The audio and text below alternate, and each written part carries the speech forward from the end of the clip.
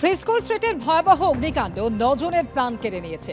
সেই ঘটনায় এবার একজনকে গ্রেফতার করল পুলিশ। ধৃতের নাম আবু জাফর, যা 2 সেপ্টেম্বর পর্যন্ত পুলিশ হেফাজত হয়েছে। নিয়মবিধি শিখেই তুলে দীর্ঘদিন ধরে চলছিল হোটেল ব্যবসা। ছিল না অগ্নি সুরক্ষা ব্যবস্থা, নেই ফায়ার অ্যালার্মস, ফায়ার সেফটি লাইসেন্সও। আদালতে সওয়াল সরকারি আইনজীবীর। মানুষের জীবনের সুরক্ষা বাজি রেখে চলছিল হোটেল। আদালতে সওয়াল করেছেন সরকারি আইনজীবী। অনেক মানুষ মারা গেছেন বললেন বিচারক। ধৃত আবু জাফরের 2 সেপ্টেম্বর পর্যন্ত পুলিশ হেফাজত হয়েছে। মালিক বীরেশ্বর মিত্র আবু জাফরকে এই হোটেল লিজে দিয়েছিলেন। জোড়াসাঁকোর বাসিন্দা আবু জাফরকে এন্টারি মার্কেট থেকে পুলিশ গ্রেফতার করে। ধৃতের বিরুদ্ধে গাফিলতি, অনিচ্ছাকৃত খুনসহ একাধিক ধারায় মামলা রুজু হয়েছে। মালিক বীরেশ্বর মিত্রের খোঁজ চালাচ্ছে পুলিশ। আর যাদবপুরের ঘটনা নিয়ে কালীঘাটপন্থী তৃণমূল বিধায়ক কুণাল ঘোষ কি বলেছেন শুনুন।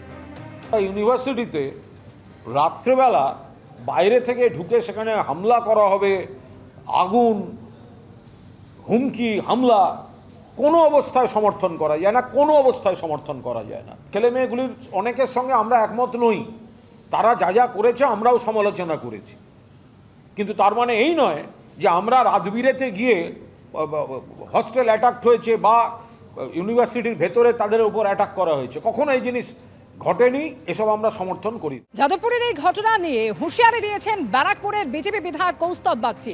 যারা দেশের বিরুদ্ধাচরণ করবে তাদের বাংলা ধোলাই দেওয়া হবে বলে মন্তব্য করেছেন তিনি।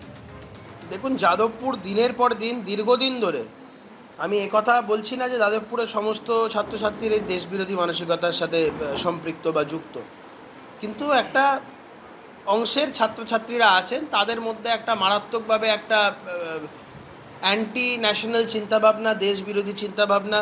যারা দেশের বিরুদ্ধে কথা বলবে, যারা দেশের বিরুদ্ধাচরণ করবে, একদম বাংলা ধোলাই যাকে বলে, সেই বাংলা ধোলাই দেওয়া হবে বলে আমার অন্তত মনে হয় এটা করা উচিত। এবং যারা করবে তাদের আমি সাধুবাদ জানাবো, তাদেরকে পুরস্কৃত করব।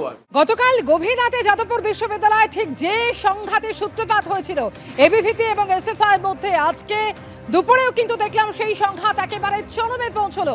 একদিকে এবিভিপির মিছিল, অন্যদিকে এসএফআই সহ বাম ছাত্র সংগঠনের মিছিল, আর সেই মিছিলকে কেন্দ্র করে একেবারে ধুমধুমার বাঁধলো।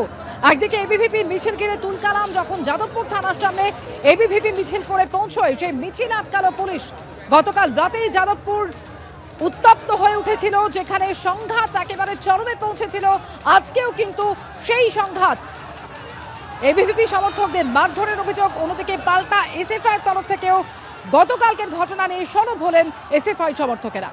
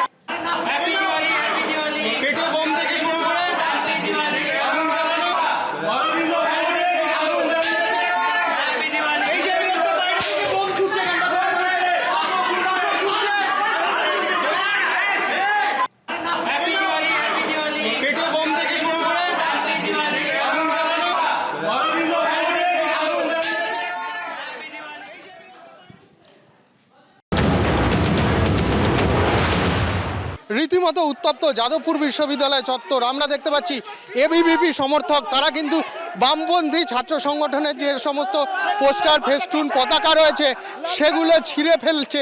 এবং ঘটনার সূত্রপাত বুধবার সন্ধ্যাবেলায়, যেটা এবিভিপির তরফ থেকে আমার সহকর্মী ভগবান শাহ সেই ছবি দেখাচ্ছে।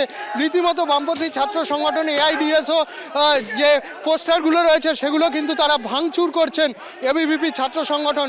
এবং তাদের যেটা অভিযোগ, বুধবার সন্ধ্যাবেলায় কিন্তু জেনারেল বডির মিটিং ডাকা হয়েছিল এসএফআই সহ বামপন্থী ছাত্র সংগঠনের তরফ থেকে, এবং তারপর কিন্তু সেখানে এবিভিপির সমর্থকরা যান এবং তারা কিন্তু এর প্রতিবাদ করেন। তাদের অভিযোগ, যেহেতু স্বীকৃত কোনো ছাত্র সংগঠন নেই, তাই জন্য কিন্তু জেনারেল বডির মিটিং ডাকার কোনো অধিকার বামপন্থী ছাত্র সংগঠনগুলোর নেই।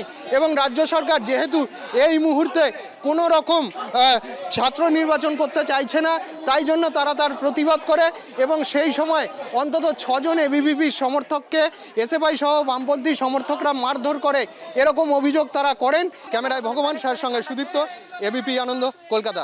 এবিপি আনন্দ, এগিয়ে থাকে, এগিয়ে রাখে।